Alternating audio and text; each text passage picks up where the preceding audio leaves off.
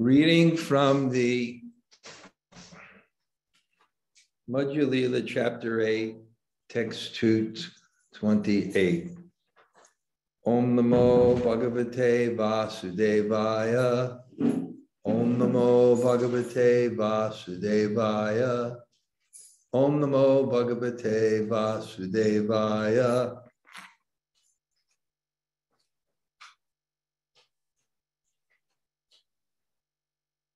Ataeva gopī-bhāva kari aṅgīkāra rātri-dina cinte rādhā-kṛṣṇera vihāra. Therefore, one should accept the mood of the gopis in their service. In such a transcendental mood, one should always think of the pastimes of Śrī Rādhā and Kṛṣṇa. Om Caitanya-caritāmṛta Madhya-līlā chaksur unmilitam yena tasmai Śrī Gurave namaha. Śrī Caitanya-manobhīstam stapitam yena bhutale sayam rupa kadamayam dadati sa padantikam. Panchakalpa tarubhyascha kripa sindhu bhayevacha patitanam pavanebhyo vaishnavebhyo namo namah. Sri Krishna Chaitanya Prabhu Nityananda Sri Advaita Gadadhar Shivas Adi Gaur Bhakta-vrinda. Hare Krishna Krishna Krishna Hare Hare Hare Rama Rama Rama Hare Hare. Give me that cloth there and just put it over here. So, no. This one here. Yeah. Okay. Somehow I'm continuing with this Ramananda Roy subject and trying to somehow make it practical in the modern world. But this is the sadhya. The sadhya means the goal. To practice, you need a goal. So it's good to know something about our goal.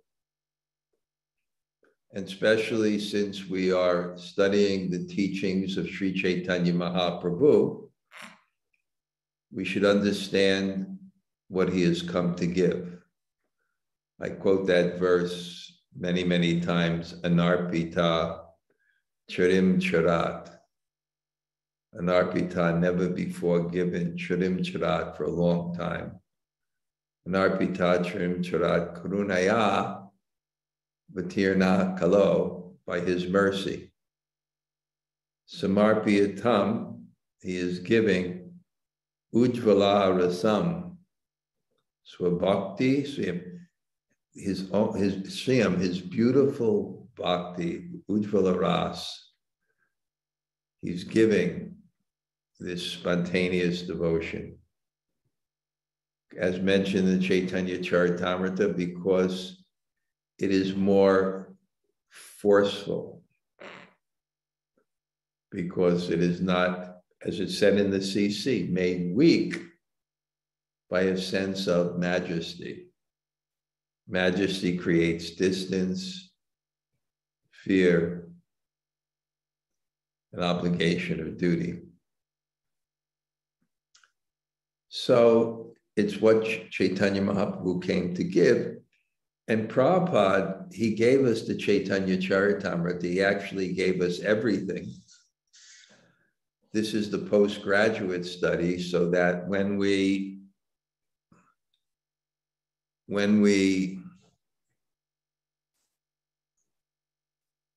become qualified, we actually have the resource. Because what's happening here, as you remember, is Ramananda Roy asked, Lord Chaitanya asked Ramananda Roy to ascertain the ultimate, a verse that expresses the ultimate goal of life, the highest thing, and the highest thing is the love of Radha and Krishna. the actual love of Radha and Krishna and our love of Radha and Krishna. And we don't really have a duality because all relationships are absolute. But at the same time, this is what Chaitanya Mahaprabhu's specialty was. Even in the CC, I often write an article about the mind of God, God's thinking, that it's a special time to come, to give this. So it came to that point, and some very high things were explained, even because remember, after even Radharani was explained as higher than even the gopis, the force of her love,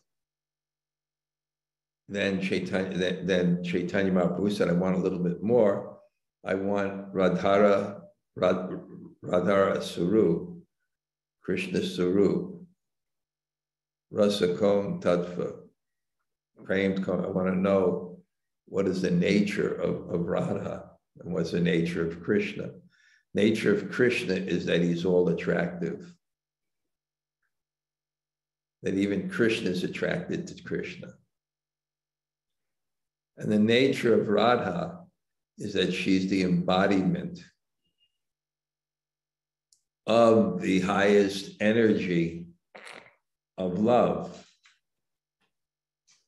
And the absolute ultimate reality and highest conception is the union of Radha and Krishna. For us, the highest practice is our mood of separation of Radha and Krishna. And it's very, and then the verse of their union in love is very, very intense. But Krishna Das Kaviraj Goswami goes out of his way to let us know that this has nothing to do with material lust. It's a completely different consciousness. But the warning to us is we're so conditioned to identify that form with lust that when we see the Adiras, the original form of that, we also relate that to the consciousness, material consciousness that we experience in those relationships. And it says when you actually understand these and hear these things with faith, you give up lust because you experience and understand such a higher consciousness of those forms. As Prabhupada said, the spiritual sex life, the consciousness of that beauty, the consciousness of which a drop has been put on our heads, otherwise we're not here. And enough, that drop put on our heads was enough to convince us that this was the goal of life. So he makes it very, very clear there's similarity and difference. And the analogy is the difference between the love of Radha and Krishna, that forms of man and woman erotic, and man and woman erotic, the forms seem to be the same, but the difference is profound. And the example is between iron and gold. They're both of the category of metals, but the difference is so profound.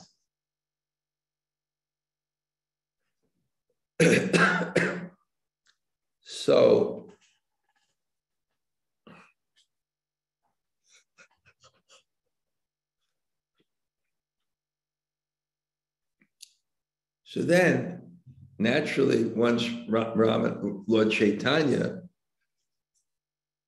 clearly, Ramananda Roy clearly gave the exposition that the love of Radha and Krishna is the highest conception of not only God, but of the universe, because the universe is Shakti and Shaktiman. It's the possessor of energy and energy. And the possessor of energy is Krishna, and the possessor of energy and energy is Radha and Krishna.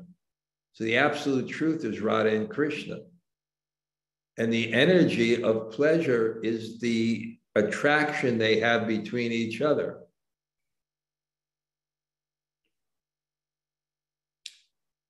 So Chaitanya Mahaprabhu is on this search for that, because remember, the whole CC is based on Krishna taking the form of his devotee so that he can be complete in his enjoyment by experiencing the love of his topmost devotee, Śrī Rādhā, at the height of her love.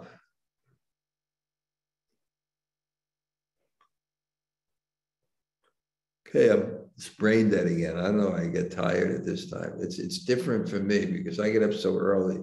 So this is late at night for me, even though it's like 6:30, I guess. But I know what happened.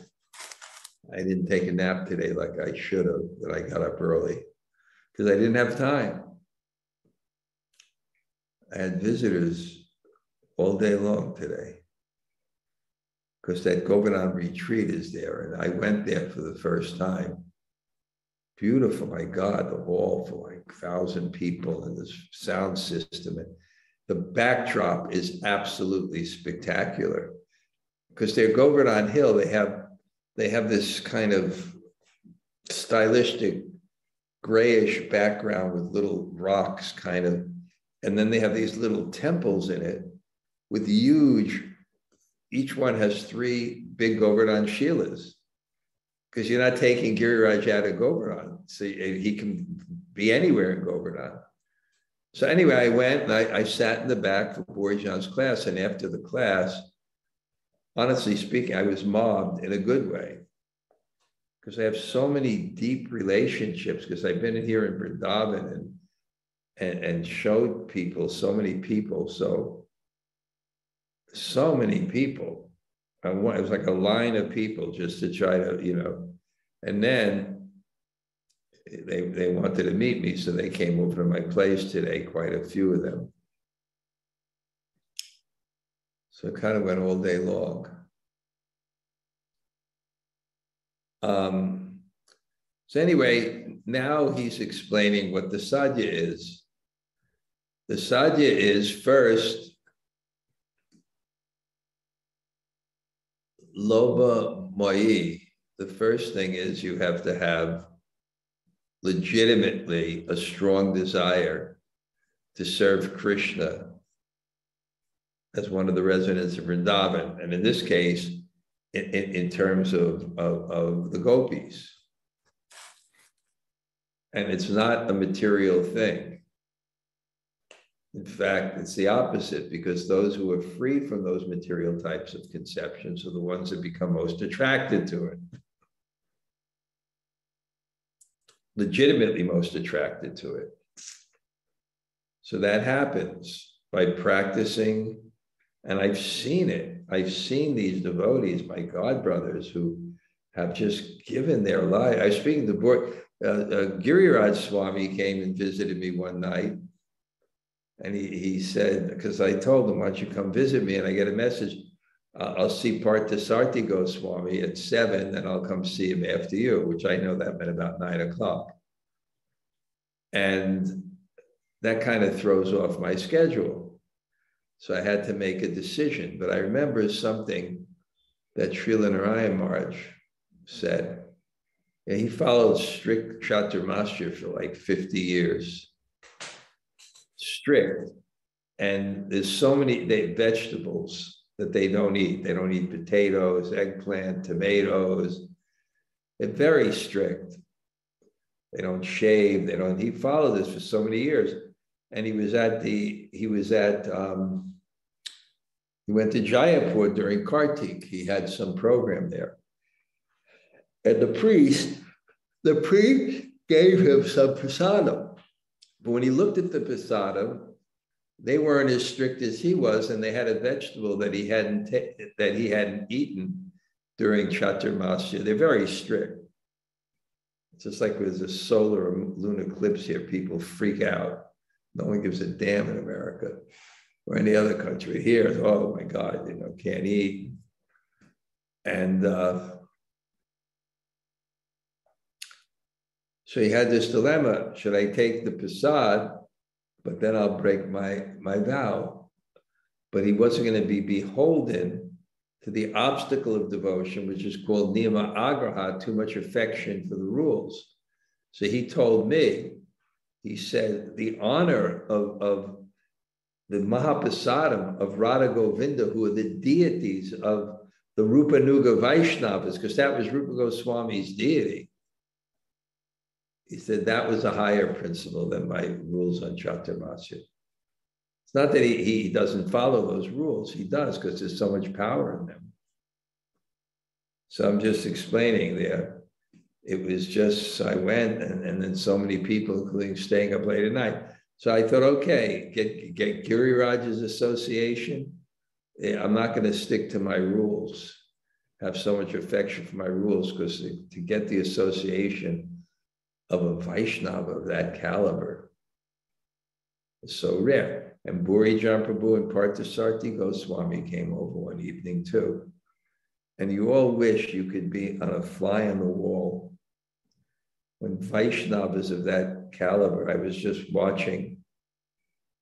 There's no politics, nothing like that.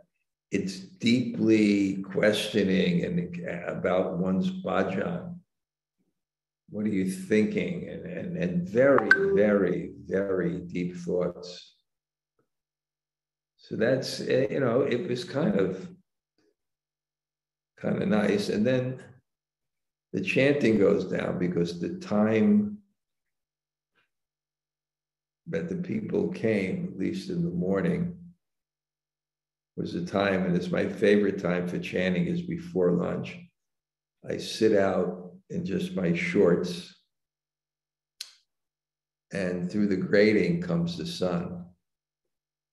And chanting at that time, so good. Okay, I'm rambling a little bit, but I will get back to where I was at. So he's discussing the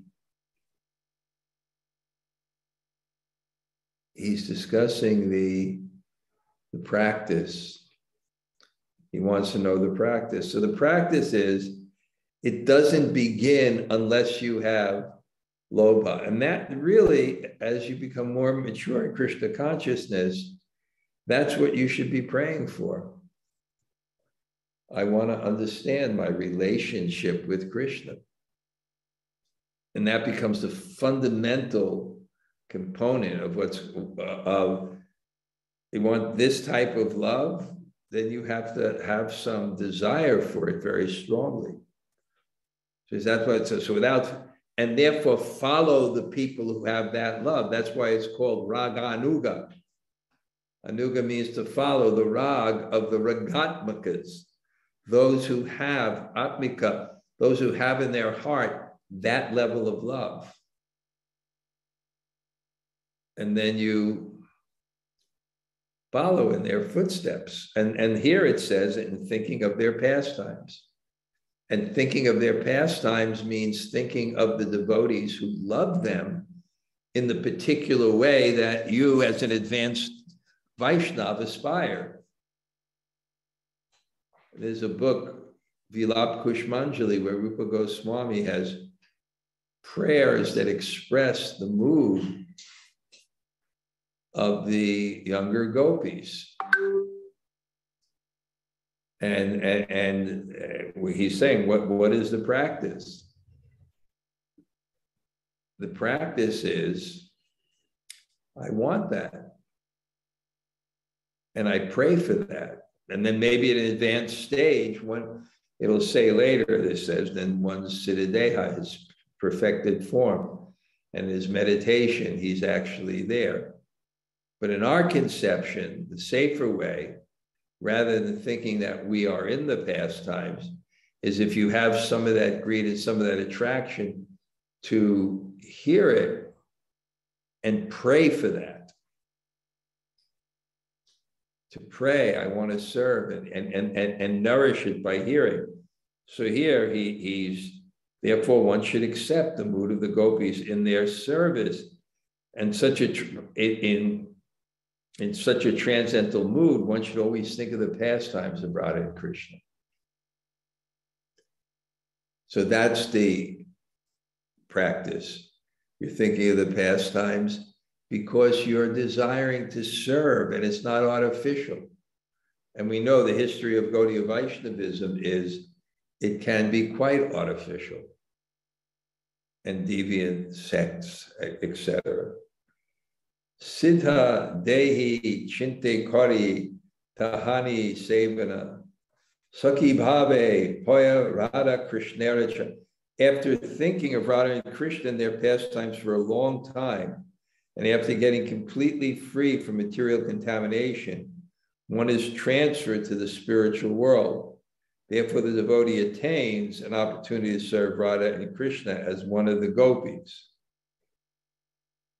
So he's saying, this is, you're thinking of the pastimes and you're aspiring to serve the object of your love in a way that those who've perfected that love do.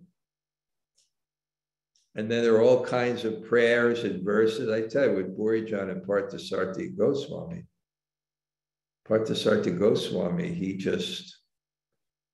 he knows so many, it's all there in the CC.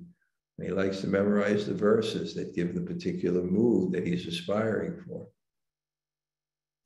And of course, if you go deeper into this practice, we first approach Lord Chaitanya. We were discussing a verse, Burijan was very fond of it, that Prabhupada talks discussing the Panchatattva, chanting the Panchatattva mantra, which is frees. I think it doesn't accept offenses. And he says there's a certain ecstasy, but that's the idea. The idea is, if you're focused on serving someone and you're sincere, subtly and grossly that person will open their heart, so you know what pleases them. So it's the same way as sadhakas who are very sincere, and we eventually come to meditate on these things. We'll understand the hearts of the people whom we want to emulate. And then here it says, you'll attain the opportunity to serve Radha and Krishna.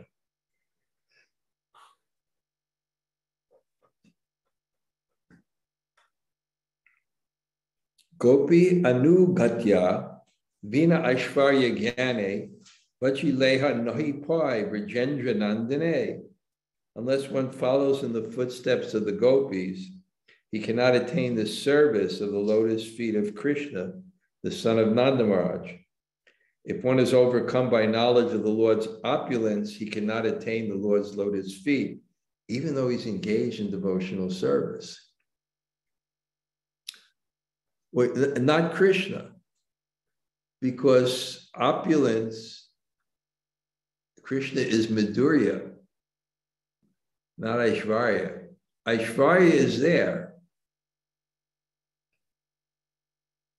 because Krishna is God, and he showed it to Lord Brahma, and he showed it to his mother. But the idea is,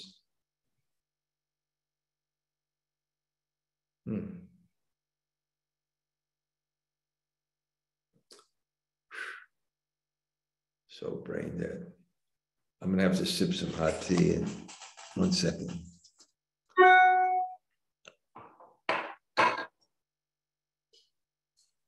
I get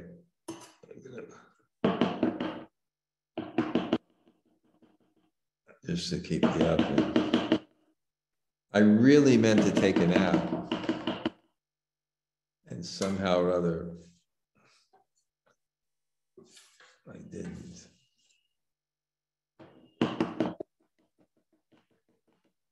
Get right back.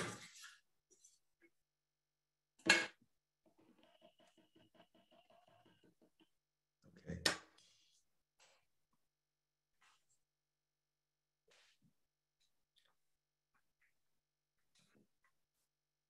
Yeah, he says Aishvarya Gyan in these very advanced meditations. One's not thinking of Krishna like that. He's thinking him as a cowherd boy. He's thinking him, therefore, as a friend or a parent or a lover. Because once there's Aishvarya Gyan, those relationships are compromised.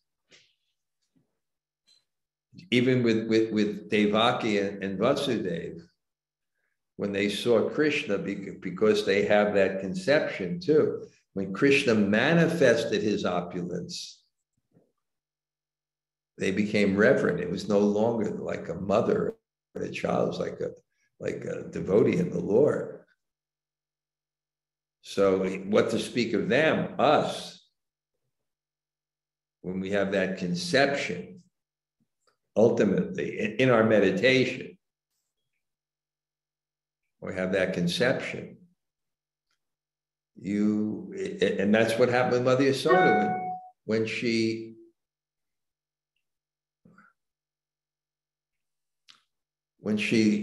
Krishna ate mud and she looked in the mouth and she saw the majesty. She saw the opulence, and what happened? She said, well, I can't have this love as his son. So please cover me from this majesty. Because the mood of a mother, her love is expressed, I am your maintainer. And the love is called anugraha, which means affection or mercy. And affection or mercy requires an object of mercy.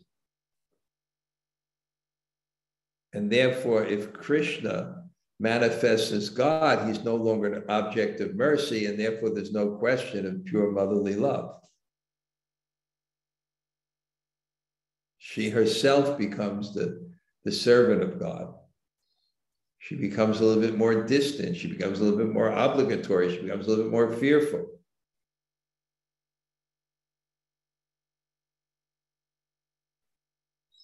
So that's what it means, follow in the footsteps of the gopis, how they see Krishna and what their love is.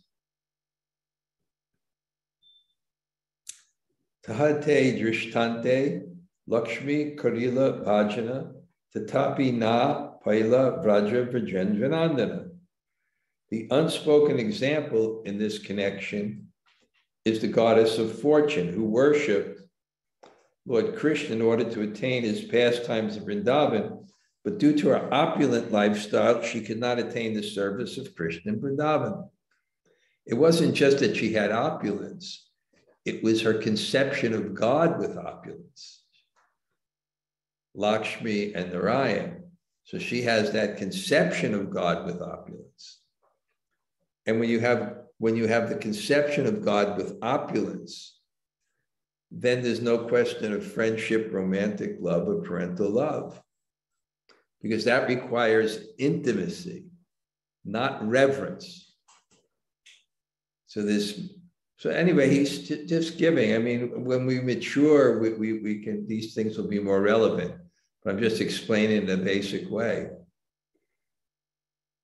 You practice, you purify your heart, you become fixed in devotion, you become fixed in your chanting, and then you read the CC, the Chaitanya Prabhupada said the postgraduate study, the PhD.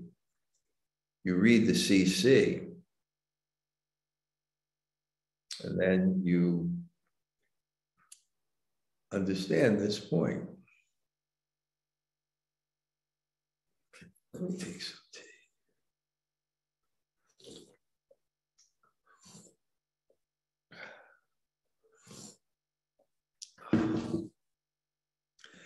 So because he always asks for verses, so he gives a verse. And that was the thing with the goddess of fortune. Her mood was God is Lakshmi.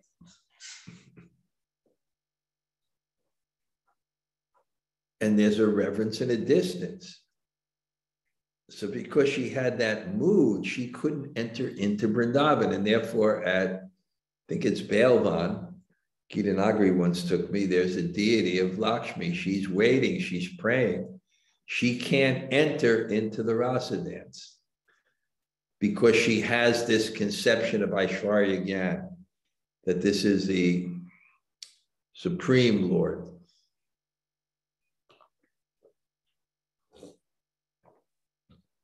That's why, with Vaitacharya, Lord Chaitanya, with Vaitacharya, Lord Chaitanya always saw him with respect. But he wanted a more intimate relationship. But because he was a charja and he called for Lord Chaitanya and he was elderly and the leaders of the Vaishnavas, then he purposely preached Mayavadi philosophy. So Lord or read some book, and Lord Chaitanya became angry and tried to beat him.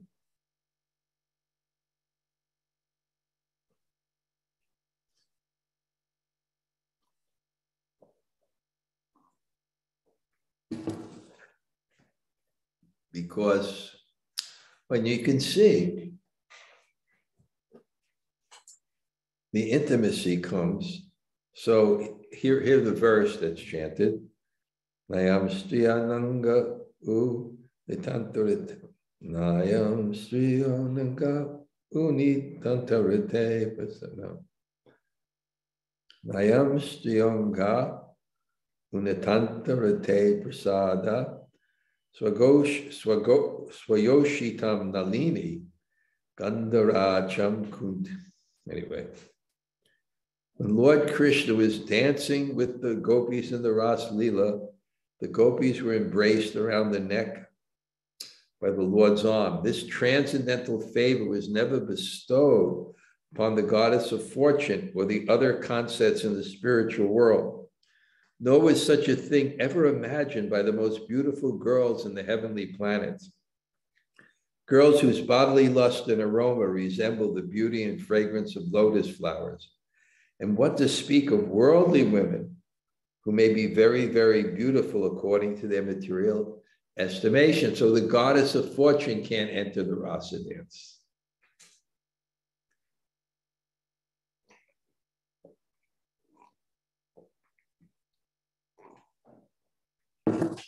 Because she sees Krishna as Lakshmi.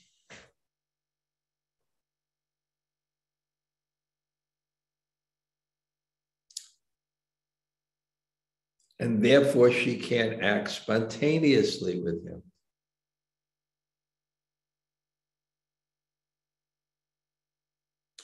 So that favor that was given to be intimate with God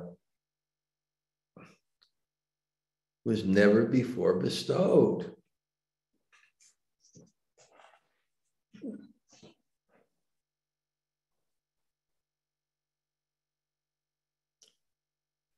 Okay, so this discussion has kind of reached its height in one sense.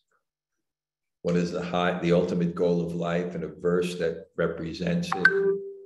And then naturally he gets into sadhana, and what is the practice? You think of Krishna's pastimes, and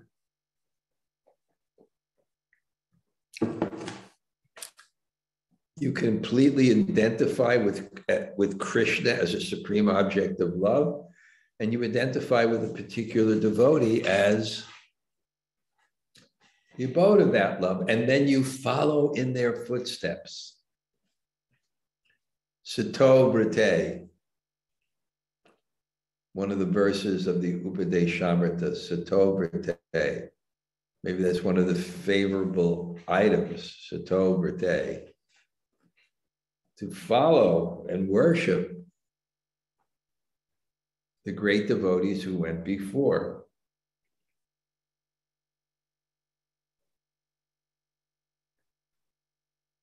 After hearing this, Lord Chaitanya Mahaprabhu embraced Ramananda Roy, and both of them, embracing shoulder to shoulder, began to cry.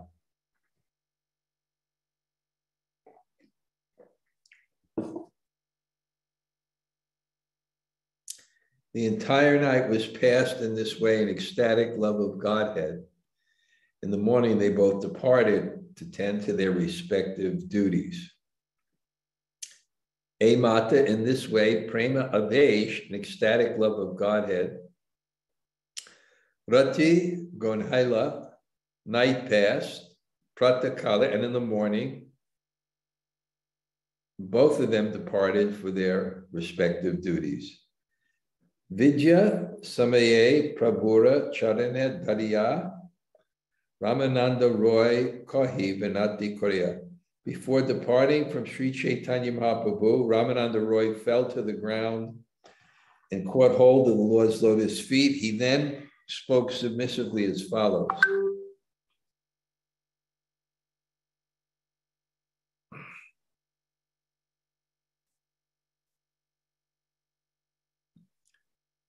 More kripa korite tomara ihan agamana dina dasha rahi shodha mora dushnaman.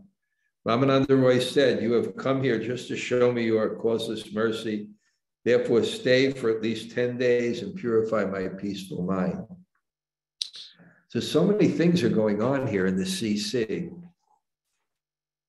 Because you have the stories of love, like with this dialogue and all these verses, and then you have Ramananda Roy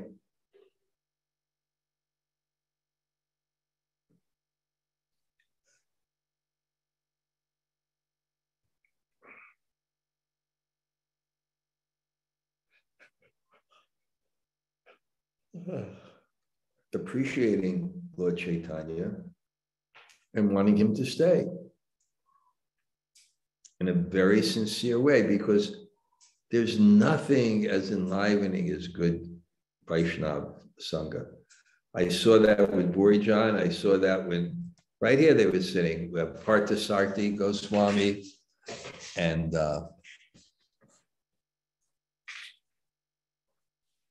Burijan, because Shishusho Shradhanasya Vasudeva Katavrati Sat Mahat Sevana Vipra Punya Tirtana Shevanat.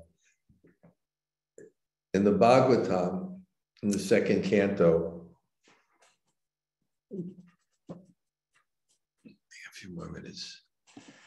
In the Bhagavatam, in the second canto, not the second canto, the first canto, where it shows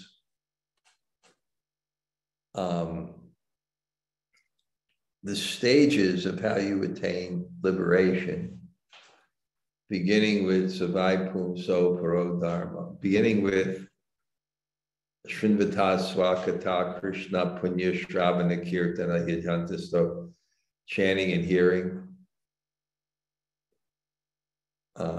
Then Nashta Prayeshu Abhadreshu Nityam Bhagavat, by serving the Bhagavat, be serving the person who speaks about the Bhagavat, and the Bhagavat who speaks about the person. Then Tatarajas Tamo Bhava Kamalabhaschache. Then from that you become liberated.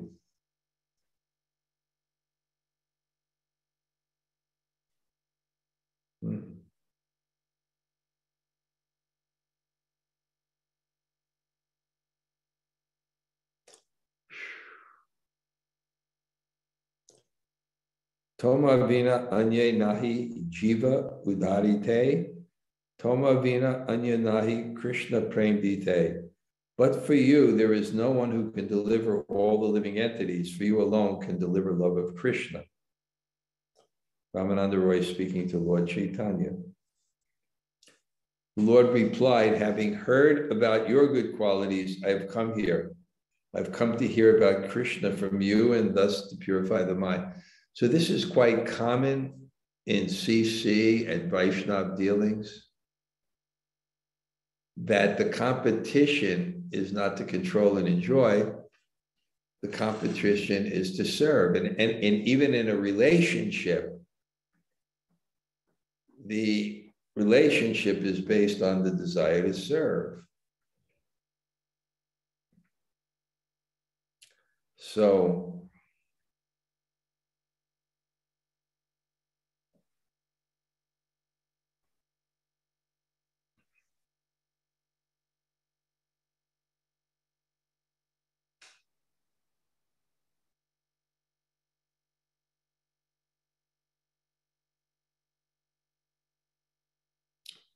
yeah, so the competition is service, not control. So two Vaishnavas will get together, and the contention will be who will serve the other.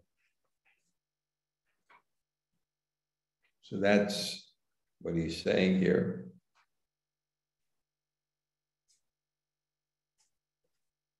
Now that actually seen your glories, and I heard about you and it's confirmed, as far as the pastimes of Lord Krishna, of Radha and Krishna in a loving mood are concerned, you are the limit of knowledge. Sri Chaitanya Mahaprabhu continued to say nothing of 10 days. As long as I live, I shall find it impossible to give up your company. Yeah, so I got lost. So Tada Rajas Tamo Bhava, it says, therefore, one should chant here and remember Krishna. And then it's not written, but the great acharyas analyze why someone says something like that. Why someone says something like that.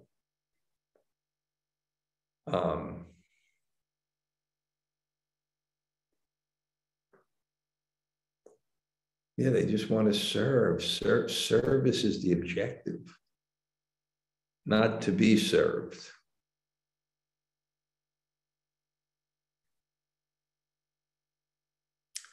So Vaishnava is very hesitant. A real Vaishnava is hesitant to go to the center. We see that in the CC. We see that in the Bhagavatam.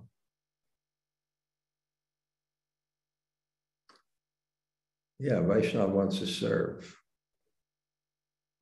So you'll see that if people go to Bombay and there's no rooms in the hotels, then people around will host you. Your mind and I shall remain together at Jagannath Puri.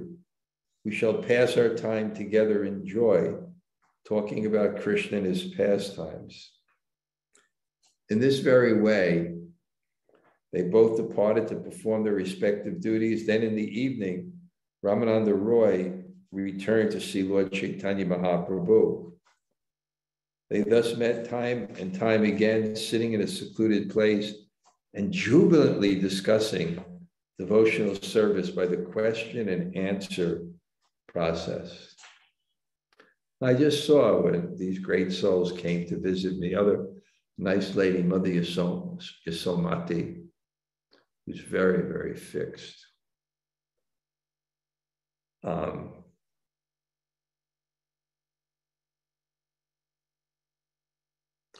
Yeah, they were these great devotees. They visit. The conversations are just very, very deep.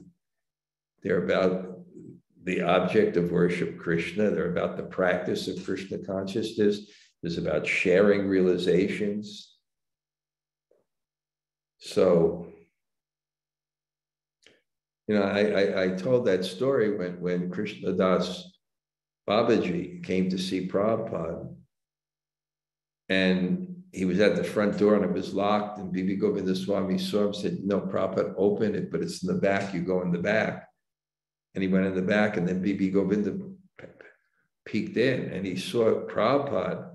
He was, you know, not yet completely indisposed, but pretty ill. But Prabhupada was laughing with Krishnadas Babaji. And then Prabhupada said, Tandara Charana Seva Bhakti Sanivas. Janame hoy e abilas. Life after life, e abilas, e abilas. Tandaracharana seva. Tandaracharana seva. Tandaracharana seva. Bhakti sanivas. Janame, janame hoy, abhilas. Abhilas. Abhilas means I want. Abhilas, I want. And Prabhupada was singing that song and saying, this is what I want. That type of association where Krishna is in the forefront and discussions become so deep and it's so relishable. Thus they met time and time again, sitting in a secluded place and jubilantly discussing devotional service by the question and answer process. Sri Chaitanya Mahaprabhu asked the questions and Ramananda Roy gave the answers. In this way, they were engaged in discussion throughout the night. On one occasion, the Lord inquired, of all types of education, which is the most important? Ramananda replied, no education is important other than transcendental devotional service of Krishna.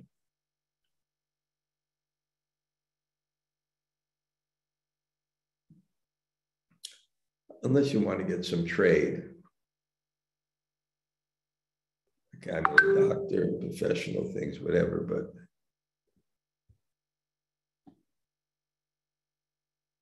but oops, my finger's going to go out. 1 second.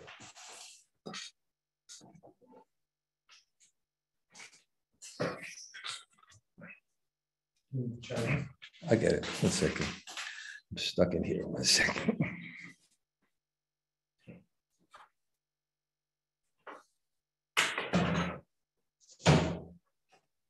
Give me my pillow. I'll put it on my lap.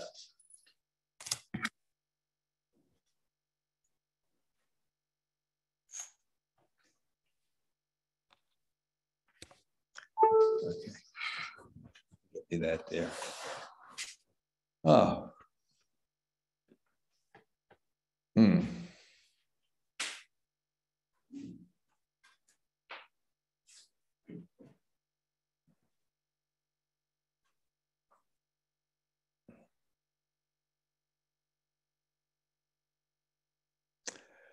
Well, they say Krishna conscious education is the most important.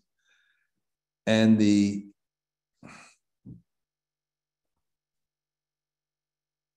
concept is that what is the purpose of education?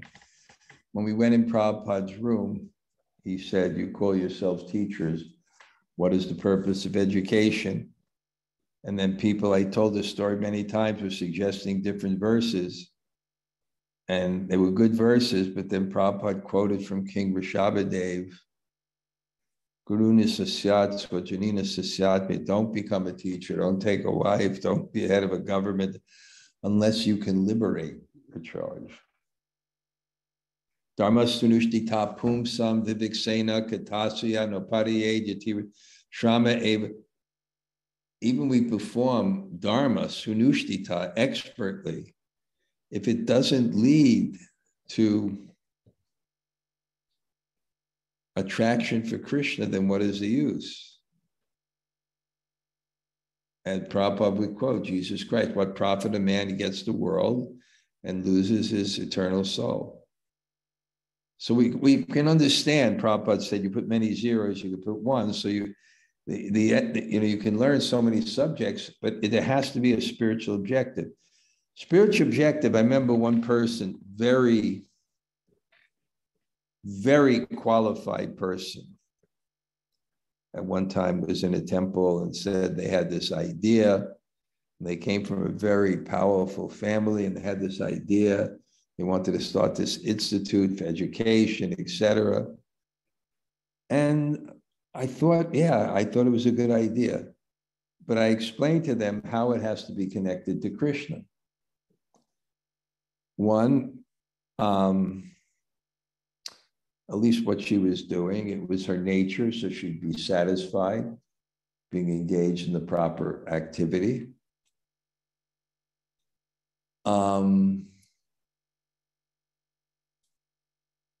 I gave 4 things. I said it would be, you'd be peaceful because you're engaged. There would be economic remuneration. You need to live. Because you were dealing in high places with high people, you would have influence. And also, if you did education properly, you would bring people to the mode of goodness. But it has to have that objective.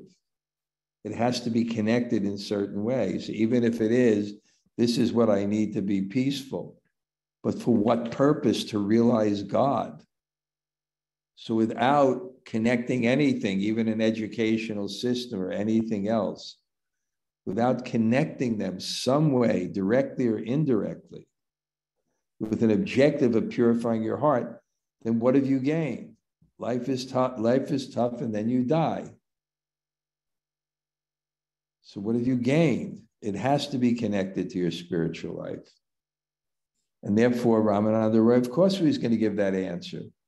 What is the best type of education? Which of the types of education is most important? He didn't say the others are useless, but which is most important? But he says no education is important other than the transcendental devotional service of Krishna. Sri Chaitanya Mahaprabhu then asked, of all glorious activities, which is the most glorious? Ramananda replied, that person who is reputed to be a devotee of Lord Krishna enjoys the utmost fame and glory. So what is the most glorious activity? It's one who's a devotee. What is the most glorious activity? And that's a proper culture. In the proper culture, the sannyasis were respected because it's supposed to be on a level of spiritual evolution and detachment. And a Vaishnava is even higher than that.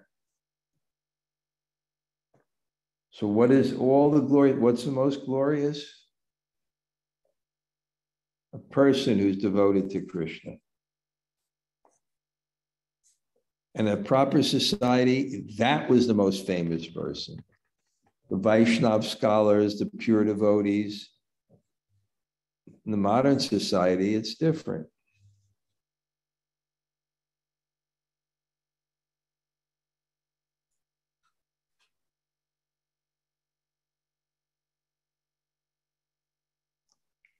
Wow, this is such a long purport. Chaitanya Mahaprabhu asked, of the many rich capitalists, who possesses the greatest riches? Who is the topmost? Ramananda Roy replied, he who is richest in love for Krishna and Radha is the greatest capitalist. So Prabhupada says, everyone in this material world is attempting to acquire riches to satisfy the senses. Actually, no one cares for anything other than acquiring material possessions and maintaining them. The wealthy are generally accepted as the most important personalities in this world. But when we compare a material man of wealth to one wealthy in devotional service to Radha and Krishna, the latter is found to be the greatest capitalist, according to the Srimad Bhagavatam 10:39-2. What is difficult for a devotee of Lord Krishna, who is the shelter of the goddess of fortune? Although such devotees can obtain anything, O king, they do not desire anything. Okay, Juvanajaya, anything here? I think she had to go to Yoga Maya to teach. Okay. Anybody else like to say hello? Hi, Krishna Maharaj. Can I mercilessly ask a question? If my brain is not dead, I'm go ahead, try. Okay, yeah. There are a couple of things, actually. One is, we often, especially in ISKCON, the emphasis is on loving Krishna, and, we hear that in Vrindavan, you only hear Radhe, Radhe, Radhe, Radhe, So how should we reconcile that our aspiration is to help the two of them express love to each other, or what? Well, we express our appreciation by increasing the service of Radha and Krishna, by sharing Krishna consciousness. Mm-hmm. See, as I'm talking to you, what I was thinking, I forget because the brain is tired. So what was your question again? Yeah, I think that makes sense. I was trying to see what our aspirations should be, not just in terms of one or the other, Krishna or Radha, but in terms of both of them. And I think you're saying that maybe at this stage, or I don't know, it should be to give Krishna consciousness to others. Yeah. What should be our aspirations? Our aspirations is to give pleasure to God. When you get deeper into what that means to serve Radha, who has the full capacity to love Krishna.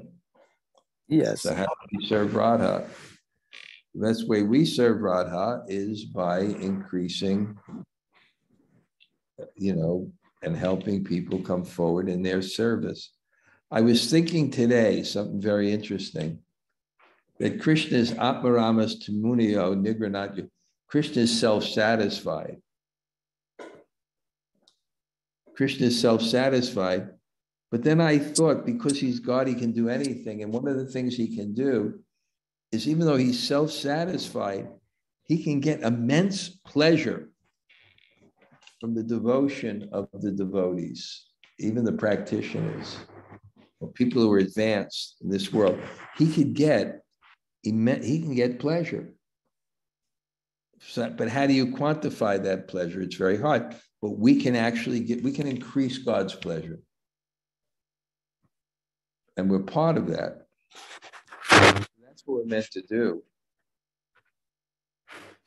Yeah, and in that statement, where does Radharani fit in? Where does Radharani fit in? Yeah. Well, we worship both Radha and Krishna. We probably said we never worship Krishna alone. We worship Krishna and his devotee, or Krishna and his Shakti. Where does Radharani fit in? She has the full capacity to please Krishna. So if you want to please Krishna, you have to somehow or other please Radha. And you can do that by offering some type of service. But especially bringing others. Yeah, well, the whole Krishna movement is meant to expand the service of Radha and Krishna.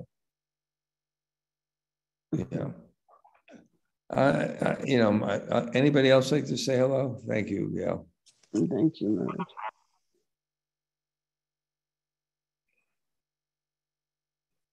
Hare Krishna, Maharaj. Hey, Bhakti Devi. How are you? Where are you? I'm in Brooklyn. Okay. I have a question, Maharaj. Talking about the goddess Lakshmi and her inability to go into the rasa dance, I guess because she was, covered with Maya, right? Because she thought Krishna was Lakshmi. So no, what she's exactly? Not covered with Maya. She's not covered with Maya. She just has a conception of majesty that doesn't allow her to serve intimately. And therefore she went to Balvan as far as to pray for that mood, because her mood of God as Lakshmi, as majesty, doesn't allow her to serve intimately. And I gave the example of Krishna's parents. When he manifests as God, Mm-hmm. they no longer were his parents. They saw him as God. They were in a service mood. But God wants that intimate love. And can you tell me, what was Lakshmi empowered to do? Lakshmi is the eternal consort of Narayan, which is God's manifestation in this world. So she's Shakti, she's energy, and she's the goddess of all fortune. Okay. Haribo, Bhakti. Haribo. Thank you. Hare Krishna. Anybody else? Hare Krishna Guru Maharaj, Dr. Gopinath here. Thank you, Śrī Rādhā. Haribo, Haribo. Hare Krishna. Anybody else? Hare Krishna Guru Maharaj, Namaste here. Hi, Namasaki. Hari Hari. Haribo. Thank you so much. Wonderful class. One or two more people. Hare Krishna Guru Maharaj, it's Lal Govinda. Thank you for class. Hey, Lal, Haribo. See you Haribo. soon. See you in Yes. 2 months. Anybody else? Hare Krishna Hi, Maharaj. Krishna Guru Maharaj. Thank you very much for the class. Hey, What's in Haribo. the Where's your daughter? She's in the way to come to Kish. Okay, okay. Yeah. She's missing her mother, she told me. How do you like that? Yeah. And I'm very glad that she's coming. Yeah. Yeah, no, I'm of course. Yeah. Okay. Anybody else say hello? Thank you, Maharaj. Hare Krishna Maharaj, this is Hemala Garrada. Shankishwar Das Maharaj, Hare Krishna. We'll see you in India soon, right? Hopefully Maharaj. Hopefully, yeah. Yeah, well, take advantage. What a wonderful opportunity. You never know when we won't have opportunities again. Yeah. Indeed, Okay. Maharaj. Hey, Haribo. Haribo. Maharaj.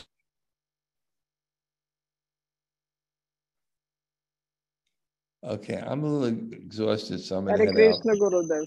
Hare Krishna. Amala, Hare Krishna. Thank you Nice very to much. see you. Thank you. Thank you. Okay. I'm gonna. Hare Krishna Maharaj.